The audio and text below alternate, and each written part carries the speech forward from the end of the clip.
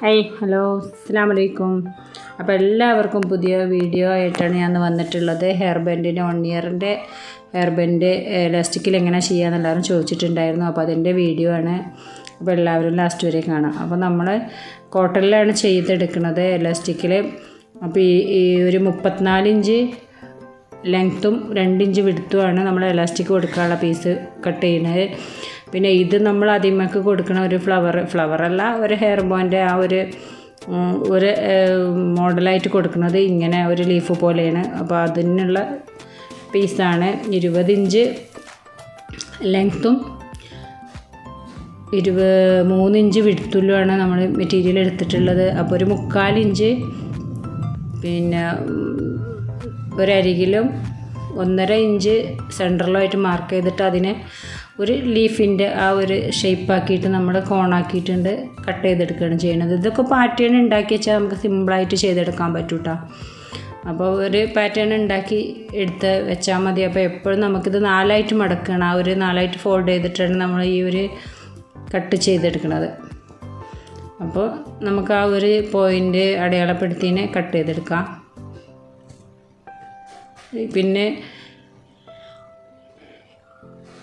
ഇതിലൊരാ നിവർത്തുമ്പോൾ ഒരു ലീഫ് പോലെ കാണിക്കണില്ലേ, ആ ഒരു പാറ്റേൺ കട്ട് ചെയ്ത് വെച്ചാൽ മതി. നമ്മൾ കറക്റ്റ് മെഷർമെൻറ്റ് വെച്ചിട്ട് ഒരു പീസ്, അപ്പോൾ 4ആയിട്ടൊരു പീസ് മടക്കിയിട്ട്, അപ്പോൾ അതിന് കട്ട് ചെയ്തില്ലെങ്കിലും 4ആയിട്ടൊരു പീസ് മടക്കിയിട്ട് അതിന്മേൽ വെച്ചിട്ട് നമുക്ക് ആ ഒരു ലീഫിനെ കട്ട് ചെയ്തെടുക്കാം. അപ്പോൾ അതിന് മേച്ചിട്ട് നമുക്കൊരു കുറച്ച് സ്റ്റിഫായി നിൽക്കാൻ വേണ്ടിയിട്ട് ഒരു 40 രൂപ അതിൻ്റെ ഒരു ലൈനിങ് പീസും കൂടെ ഞാൻ അതിൻ്റെ കൂടെ കട്ട് ചെയ്തിട്ട് വെക്കുന്നുണ്ട്. അപ്പോൾ അതൊന്നും കൂടെ സ്റ്റിഫായി കിടക്കുക. കോട്ടൺ ആകുമ്പോൾ ഒന്നിങ്ങനെ കുഴഞ്ഞല്ലേ കിടക്കുക. അത് കുറച്ച് സ്റ്റിഫായ കോട്ടൺ തന്നെയാണ്, പക്ഷെ നല്ല ക്ലോത്ത് തന്നെയാണിത്.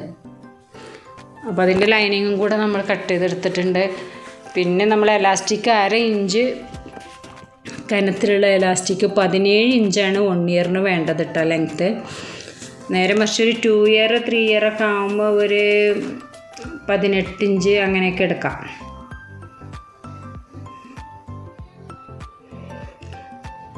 അപ്പോൾ ഒരു 17 ഇഞ്ചിൽ കട്ട് ചെയ്തെടുക്കാം. എന്നിട്ട് 1/2 ഇഞ്ച് വീതിയും കൂടെയുള്ള എലാസ്റ്റിക്കാണ് കേട്ടോ.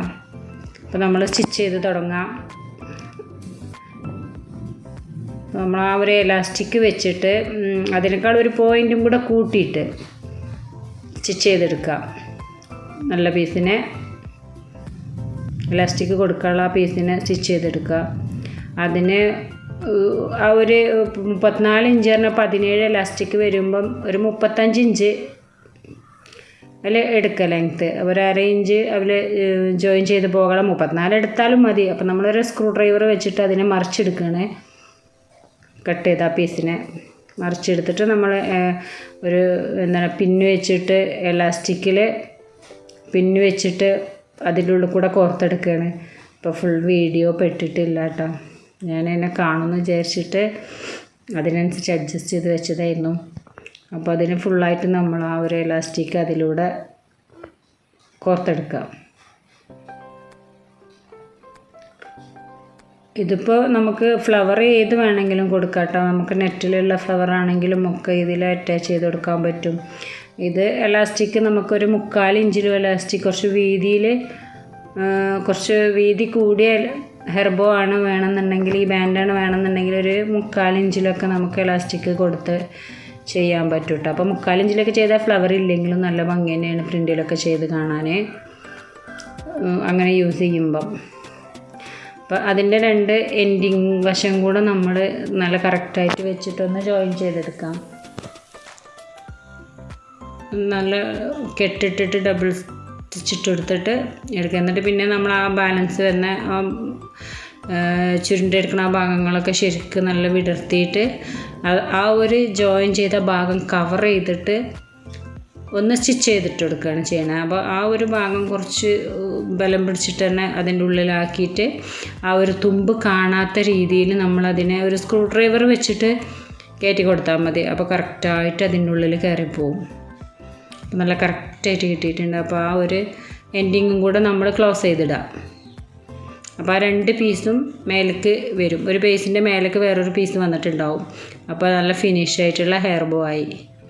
ഇനി ഇതിൻ്റെ ഒരു ലീഫ് നമ്മൾ കട്ട് ചെയ്ത് വെച്ചിട്ടുണ്ടല്ലോ, അപ്പോൾ അതിന് നല്ല പീസും ലൈനിങ്ങും പിന്നെ ചീത്ത വശം കൂടെ വെച്ചിട്ട് അതിൻ്റെ നല്ല ഭാഗത്ത് വെച്ചിട്ട് തന്നെ മറ്റേ ഭാഗത്തിൻ്റെ നല്ല ഭാഗം കൂടി ചേർത്ത് വെച്ചിട്ട് നമ്മൾ അടിച്ച് മറിച്ചെടുക്കുകയാണ് ചെയ്യുന്നത്. അപ്പോൾ ആ ഒരു നടുഭാഗം വരുന്ന കുറഞ്ഞ സ്ഥലം നമ്മളൊന്ന് വിട്ടുകൊടുക്കുക. അപ്പോൾ ഒരു പിൻ ചെയ്തെടുത്താൽ പിന്നെ അതിന് സ്റ്റിച്ച് ചെയ്യുമ്പോൾ ബുദ്ധിമുട്ടൊന്നും വരില്ല. അപ്പോൾ അങ്ങനെ ഒന്ന് ഒരു പിൻ ചെയ്തെടുക്കുക 2 ഭാഗം.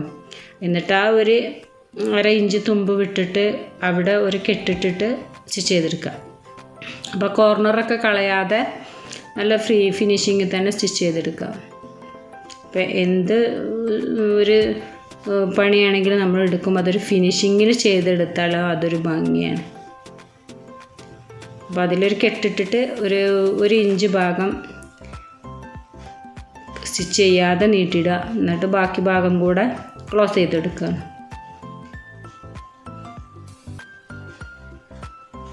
ഞാൻ എഡ്ജ് എൻഡിങ് ഭാഗങ്ങളൊക്കെ ഒന്ന് കട്ട് ചെയ്ത് കൊടുത്താൽ ഒന്നും കൂടെ വൃത്തിയൊക്കെ ഉണ്ടാവും. അപ്പം അതൊന്ന് കട്ട് ചെയ്ത് ഒഴിവാക്കുക, അല്ലെന്നുണ്ടെങ്കിൽ ഒന്ന് ചെറിയ കട്ട് ഇട്ട് കൊടുക്കുക ഒക്കെ ചെയ്യാം. അപ്പോൾ അങ്ങനെ റൗണ്ട് ചെയ്തെടുക്കാം. പിന്നെ ആ ഒരു ഭാഗം നമ്മൾ മറിച്ചെടുത്തതിന് ശേഷം ആ ഒരു ചെറിയ ഭാഗം ഗ്യാപ്പ് കൊടുത്തിട്ടുണ്ടായിരുന്നു, അവിടെ മറിച്ചെടുത്ത ശേഷം ഒന്ന് അയൺ ചെയ്തെടുക്കുക.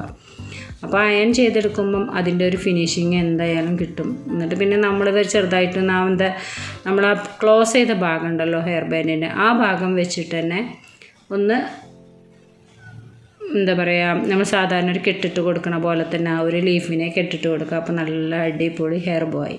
അപ്പോൾ ആർക്കും പെട്ടെന്ന് ചെയ്തെടുക്കാൻ പറ്റും ഇങ്ങനെ ഒരു ഹെയർ ബോ. അപ്പോൾ എല്ലാവരും ഒന്ന് ട്രൈ ചെയ്ത് നോക്കുക. അപ്പോൾ ഇനി ഹെയർ ബോൻ്റെ വേറെ മോഡലുകളൊക്കെ ഞാൻ അടുത്ത വീഡിയോയിലൊക്കെ ആയിട്ട് കാണിക്കാം. അപ്പോൾ ആ വീഡിയോ ഇഷ്ടമാവുകയാണെങ്കിൽ എല്ലാവരും ലൈക്ക് ചെയ്യാനും ഷെയർ ചെയ്യാനും കമൻറ്റ് ചെയ്യാനും മറക്കരുതേ.